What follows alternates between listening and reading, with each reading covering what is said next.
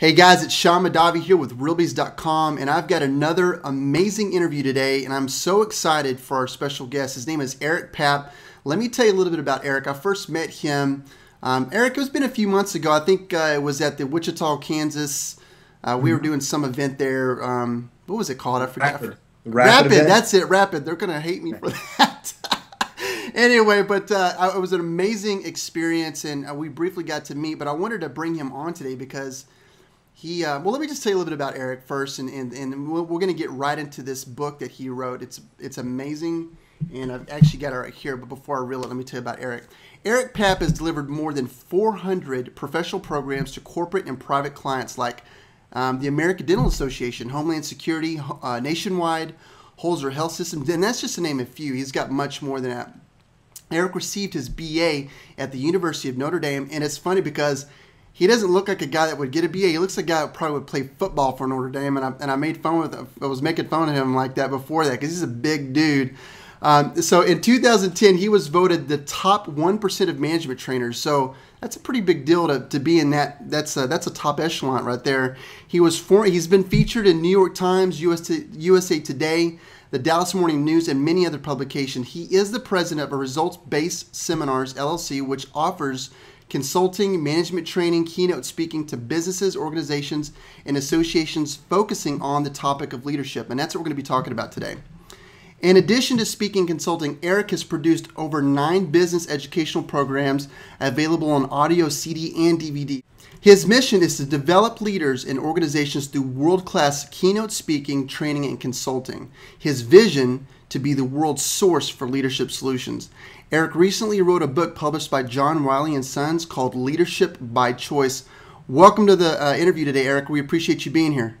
Hey, Sean, thanks so much, man. It's my pleasure. Looking forward to it. Yeah, so you know, it was kind of interesting when we met last time, and it was funny because I was speaking for the first time in front of educators, and here you are, like you've done this more than a dozen, hundreds of times in front of large audiences and in the real estate niche and in the corporate world.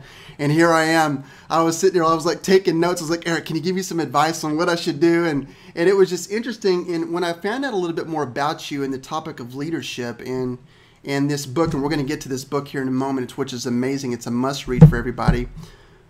Tell me a little bit about your journey into leadership and why you're so passionate about it, because I know it's something that's lacking in corporate America today, and it's not just the corporations that are lacking it, but it's lacking internally. Tell me about your passion behind leadership.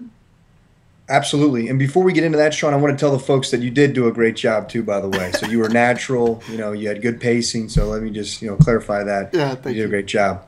I guess where it came from, or where it all comes from as far as my passion for it, I started off many years ago working for one of the nation's largest seminar companies. So I'll travel all throughout the United States putting on one-day programs on leadership, team building, building high-trust teams, prioritizing for productivity, effective communication. And I felt that I really had the gift and the talent to do that. And then people would come up to me and they'd say, man, this is great. I can go back and apply this. And they really seemed to take hold of it, and it really the message seemed to really resonate with them.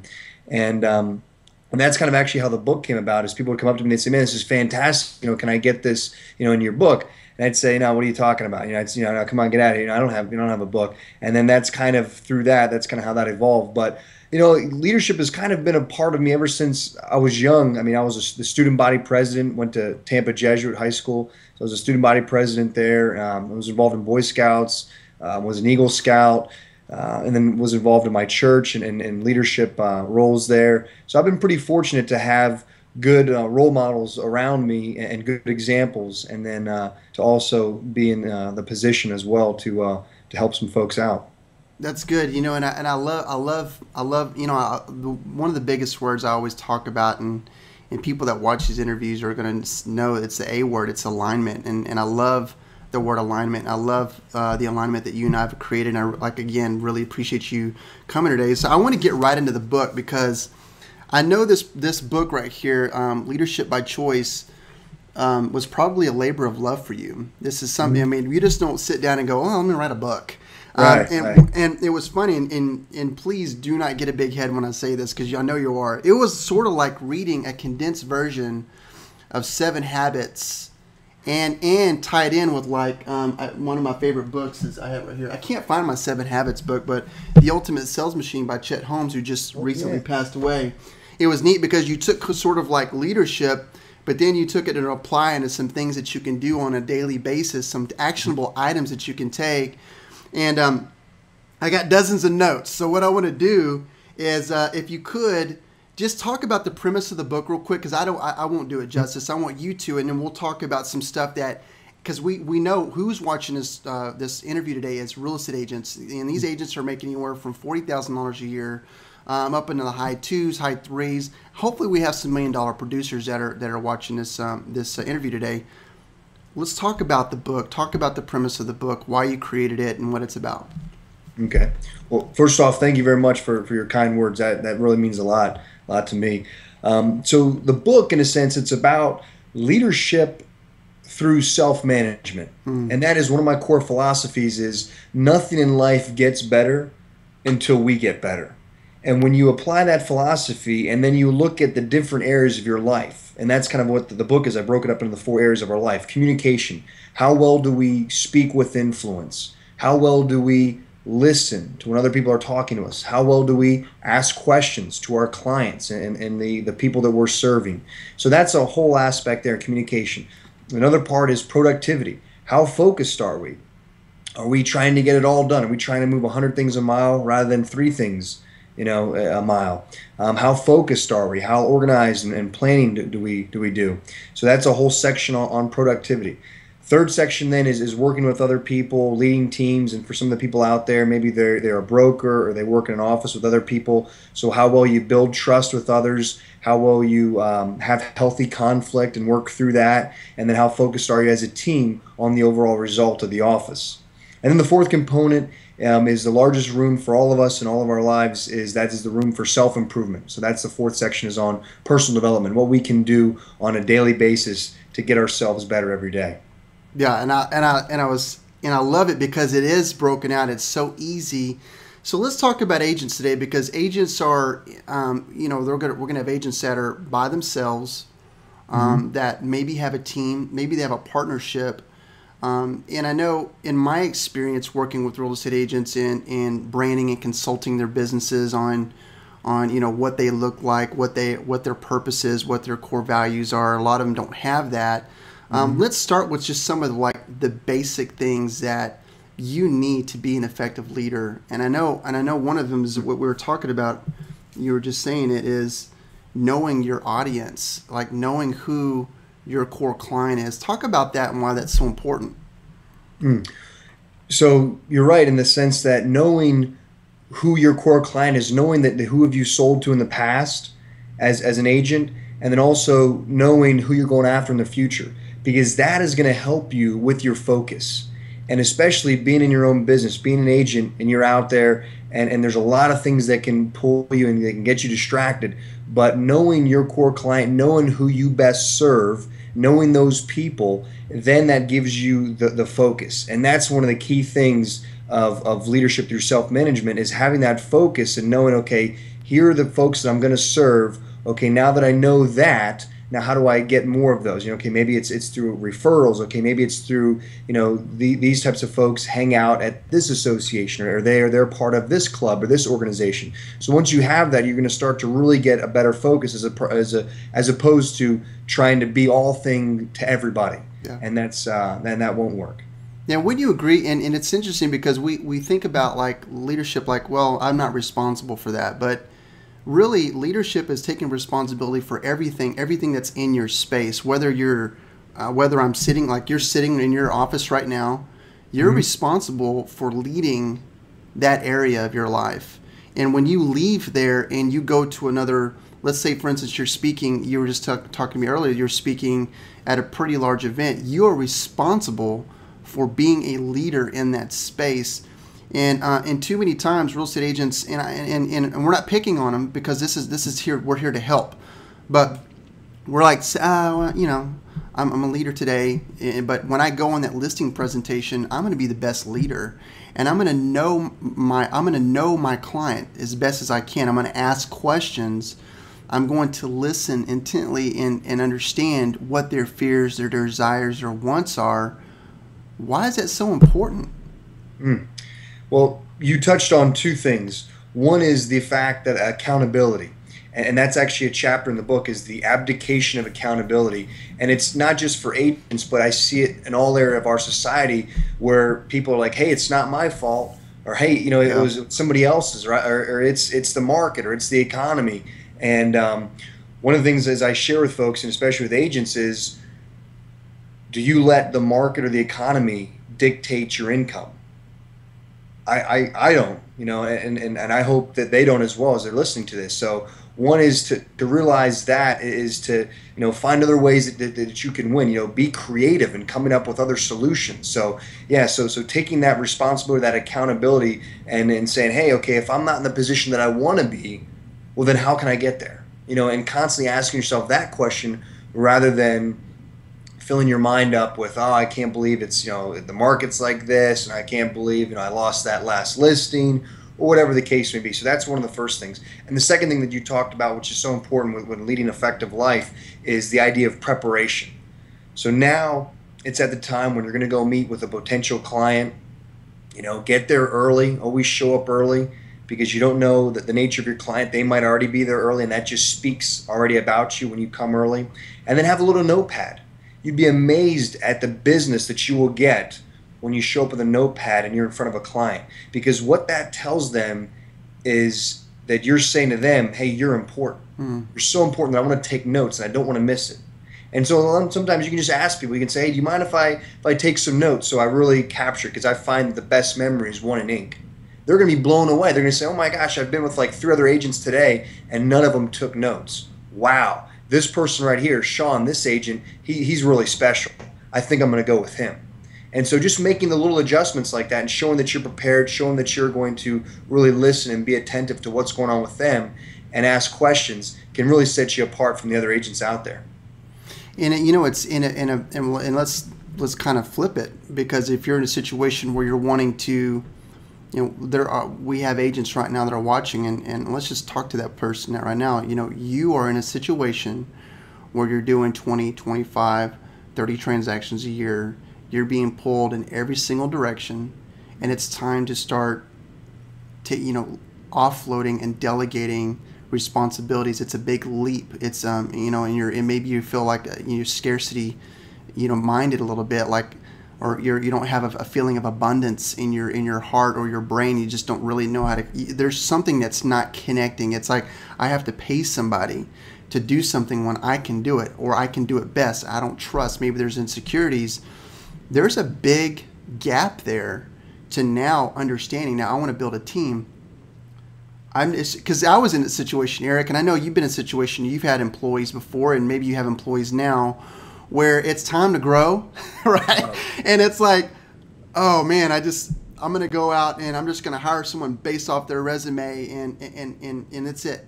We don't ask questions. We don't understand. We don't get involved, and understand the process. And one of the things I love about, not taking any away from your book, because of what your book says, but I told you your book reminds me a little bit of The Ultimate Sales Machine by Chet Holmes, because he talks about how to build this amazing machine, right? And part of it is hiring a winning sales team. And he talks about how you ask questions and you challenge and you push them to excellence, but you can't do that unless you're an effective leader. Mm-hmm. Right. And let's talk about, Sean, what you just mentioned. So the folks that are out there and they're doing the 25 to 40 deals and they're just working by themselves and they're not at a point where they can bring anybody on. So my advice for them is 3 words, and that is massive, focused action. I'll say it again, massive, focused action. And that is having a game plan the night before. And this is it's in the book as well, one of my philosophies is a successful day starts the day before.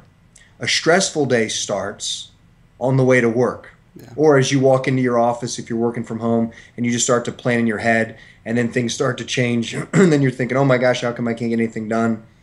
So really taking that massive focused action, because what I see agents sometimes falling short of is they're trying to do so much, or they're doing some of their personal items. They're running to get their dry cleaning in the middle of the day. They're going here, there. I mean, they're not really running it like their business and taking that massive focused action. Kind of one of the points that we talked about earlier is really knowing, okay, I've got a real clear focus of who my clients are, who my target is, and that's what I'm going to really go after every single day. I'm going to devote 2 hours to just going after new prospects or something to that degree. Mm-hmm. So taking that, and then once you start to build that and get your numbers up, and now you're starting to sell more homes and stuff, then you can take a look at, okay, now I can see, okay, where else I can delegate, or maybe where else I can bring in a part-time admin or something of that nature. But really having a relentless pursuit of your priorities, especially when you're a sole operator, is so key, because that laundry list of to-do items can get to 15 to 20 to 25.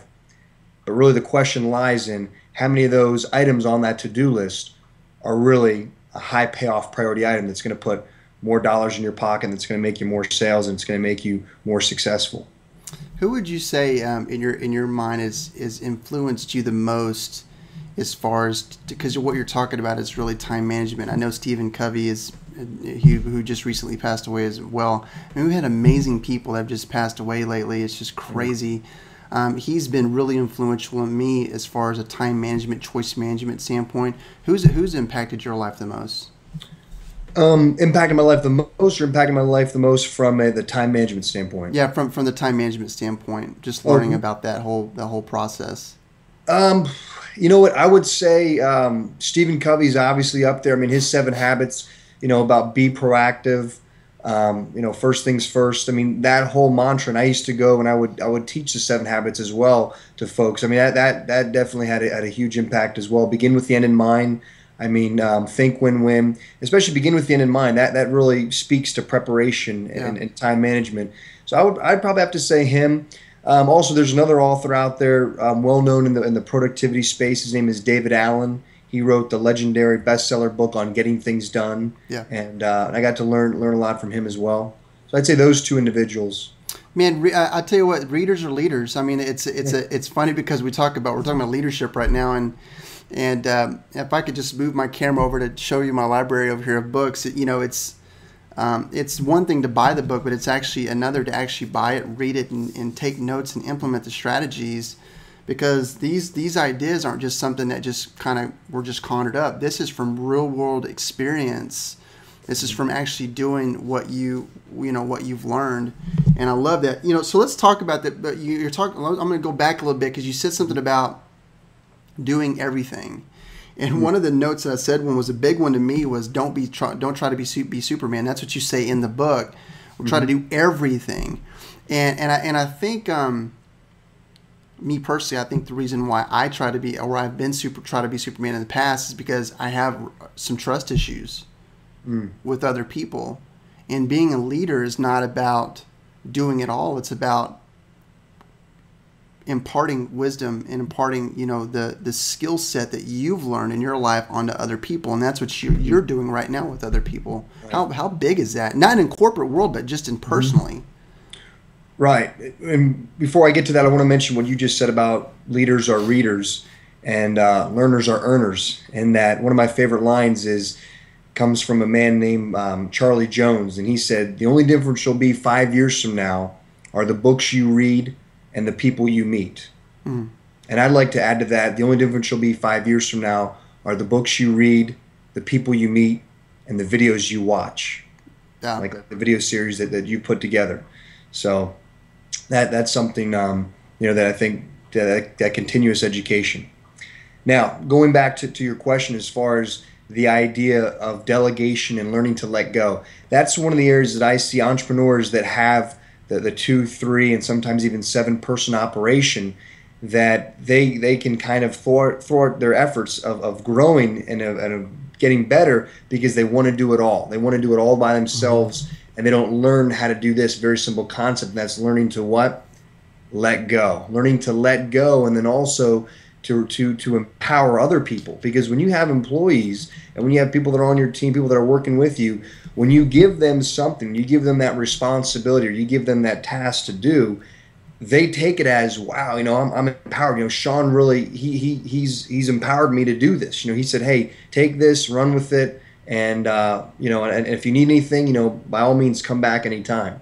And that's like that delegation for results as opposed to delegating the process. So because when you delegate the result, you're showing that you trust that individual, and it's like, hey, you can come up with your own system or process, but here's the end result that I'm looking for.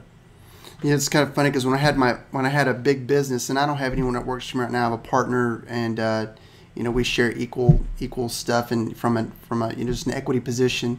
When I had employees in the back, it was neat to watch. When you take your time to show people the correct steps to do something, and you empower them to actually do it, and then you praise them once they accomplish it.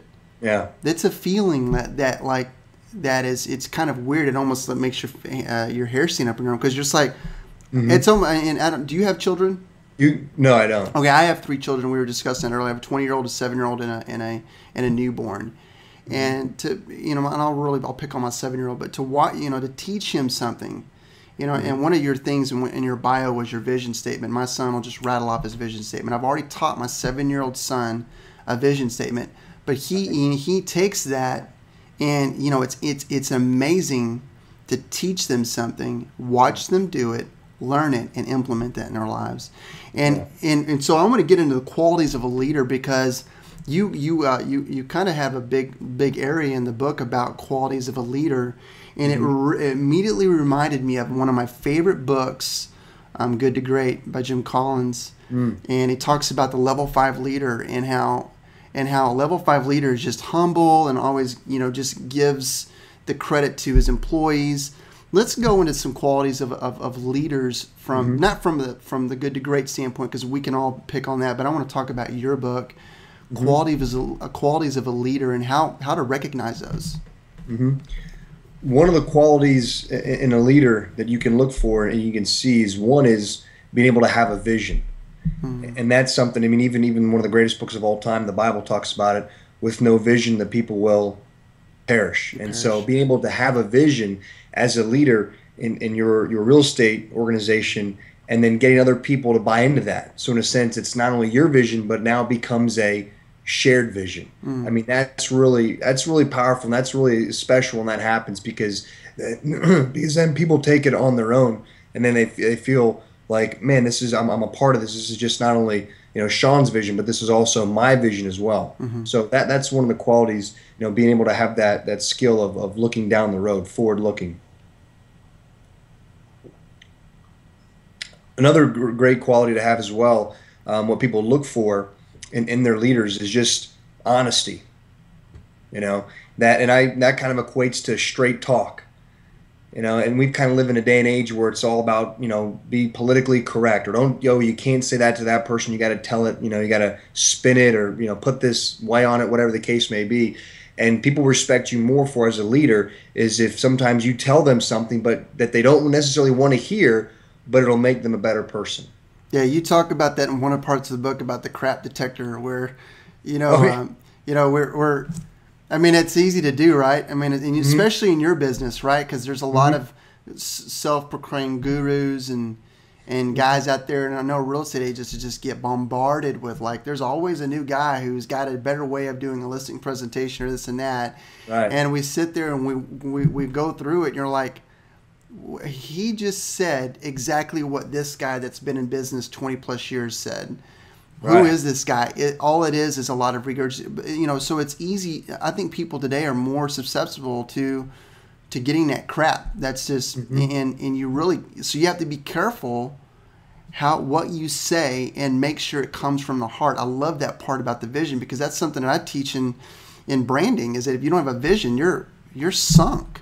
Getting people to buy into it. So you went through 2. What was it? The third, and I think there was 4, right? There's 4 qualities of a leader. There's 4. I was going to share with you though the crap detector. Sometimes what Sean's referring to is when you're talking to somebody and something's not quite right, and then it goes off. Something comes out of your head and it goes, beep, beep, beep, beep, beep, beep, beep, beep, and that's called your crap detector. And you say, man, this person I'm talking to is full of crap. So that's the idea of the crap detector.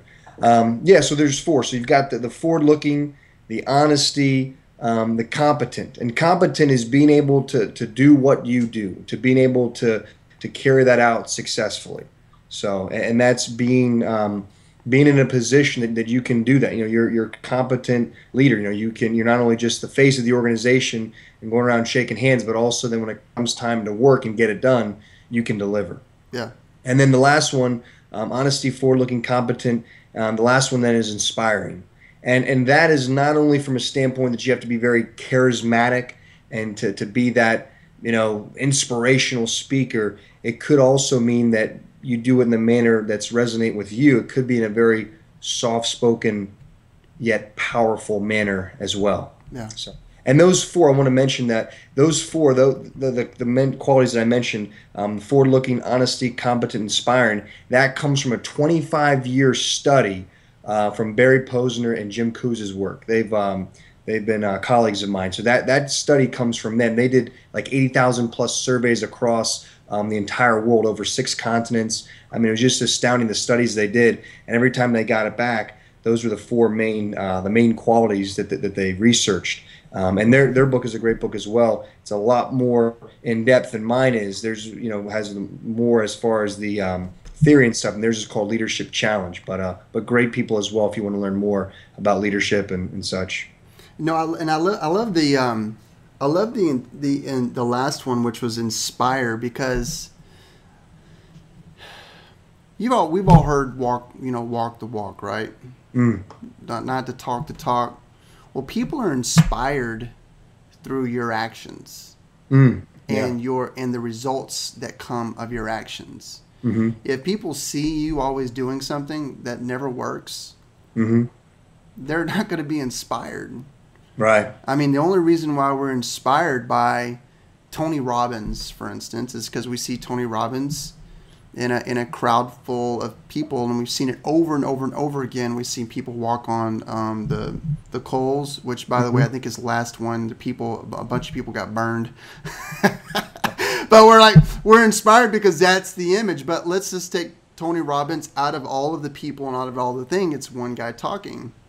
And so we're inspired because we see the result, right? We see everyone there.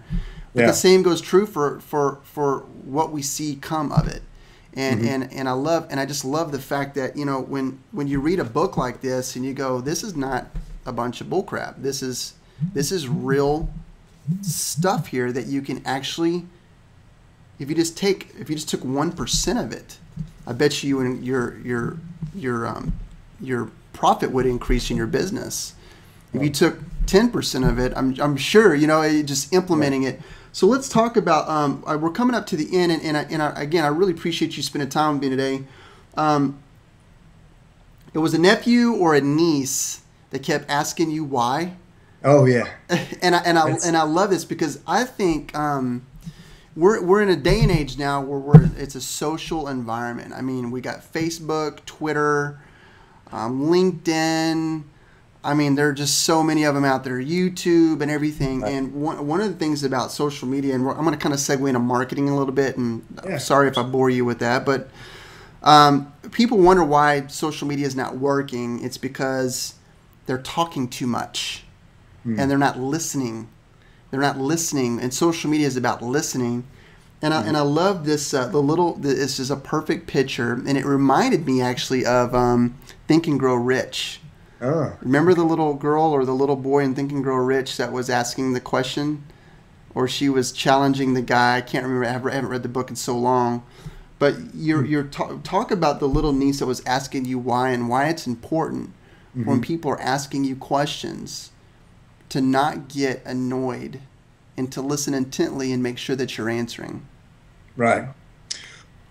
One of the ways when people ask us questions, and particularly from the story, was my nephew. His name is Hudson Ryder, and that's my middle brother's child, and he's about 3 years old. At the time, I think he was about 2 or so, but he kept asking the question, why is this? Why is this, Uncle Eric? Why is this? And I was answering his question every time, and then I started to get annoyed and think, golly, what's going on? How come this kid keeps asking why? And then I thought, this is it's simple, but yet it's so brilliant, that the concept, and that is he's curious. And it's curiosity. And how many times do we stop the curiosity in our organizations and even in our own self by just not even answering the question? Or when somebody asks us a question, we get all defensive because our ego gets involved, and we say, "Oh, well, can't you see I've had 15 years in this business, or I've had 20 years, and we don't really stop and we don't think and we don't come up with new ways. And I love the idea of being curious, of having the curiosity of a child, because it's through that curiosity that you get new ideas and that you innovate. And it's through new ideas and innovation that you become more profitable. Yeah. Maybe you figure out a new mailer. Maybe you figure out a new way to contact clients. And maybe you figure out a new design for a postcard that you're going to use. Maybe you figure out a new way for when you meet somebody and you want them to do business with you. You found out a new way, a creative way to give them something that they're going to then call you back. So that's really what it's about, is being curious. And when you look around the room and anything, wherever you are right now, the viewers at home, is that when you look around the room, everything that was created was because somebody was curious. He said, "Man, this, I've seen chairs before, but I've never had one that's had, padding at the top and then padding all the way down to the bottom, and it's very comfortable. I've never seen that. Well, maybe I think I could create that." And then somebody creates it. So I mean, just everything that you see is because somebody was curious and somebody said, "Hey, what about this?" And then they start on that path. I love it. And you know what? I just thought about something while you were saying that, and it just really talk about a download. How many times, and I'm speaking to the viewer, how many times have you internally asked yourself, should I do this or should I not do this? And you've dismissed that question. How many times does that happen? When you ask yourself why or should or what should I do, I think that's that conscious, that subconscious level, or maybe it's, I don't know.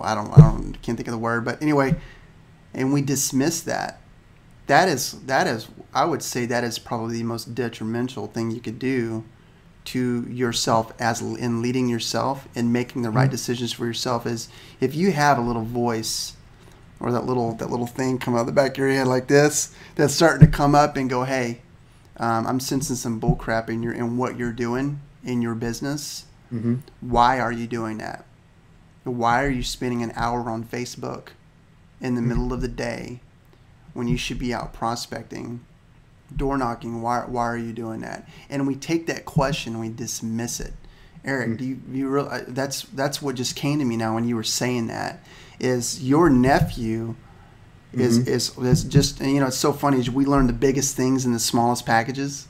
Is your nephew just taught a huge lesson to hundreds of thousands of real estate agents right now. Well, to take it, Sean, beyond that point, is sometimes real estate agents, they ask themselves the question is, can I sell 40 homes this year? Can I do this? Yes. They'll either answer with they'll either say yes or no. But I want to rephrase that. When you're asking yourself a question, is just ask yourself the question is this, and especially at nighttime, this is a $1 million tip right here, is ask yourself a question that you want to know the answer to, write it down on a piece of paper, look at it, and then go to bed. And 9 times out of 10, you'll get the answer. It's really very powerful. But write down, how can I sell 50 homes, in the remaining of 2012? Just something like that, and ask the same question over and over for a couple nights, and you'd be amazed at the ideas that start to come to you. And then when you get that, start to take action. But take it from a can I or should I or can I do this, from a how can I, and then how can I afford this new house that I want to buy? How can I afford this new car? How can I take my income level to the next level, to this level right here? When you start to ask those types of questions, you'll be amazed at the answers that start to come. Yeah, and then once they come, put them in your action plan, set your goals, and act upon them. Do walk the walk. Lead yourself, lead the people around you. I love it. I love it, man. Well, hey, so any last words? I mean, I feel like we could talk another hour. Absolutely. Or we could probably talk all day about this. Just to, drop some knowledge, last statement, last couple words to this group of amazing people that are watching today. 2 things: focus and self-discipline. focus what you want to do for the remaining of 2012 and then beyond in 2013, and really have a real clear, keen focus on that, and then have the self-discipline to carry that out. You heard it. Every single day. You heard it. Leadership by Choice. Get this book immediately. There's a link somewhere on this video, above or below it, to get this book. Eric Papp, Increasing Influence and Effectiveness Through Self-Management. I love it, man. Thank you so much for being on today. And if you write another book, do you promise to come and talk about it? Yes. And Sean, thank you so much for having me on the show. This was great. Absolutely, man. Absolutely. This has been great. All right, guys. Sean Madavi, Realbies.com. Do us a huge favor. If you liked what you saw today, share this video. We've got like buttons for Facebook, LinkedIn, Stumbled Upon, whatever your poison is, your social media poison is. Click the button and do us a huge favor. I mean, this is what I love. The people that come, that do these interviews with us, they love the interaction, and they're going to see the comments that you're making below. So if you have questions about leadership, there's a Facebook comment button below this video. Do us a huge favor, make a comment. Let us know what you think about these videos. We really appreciate you, Eric, coming today.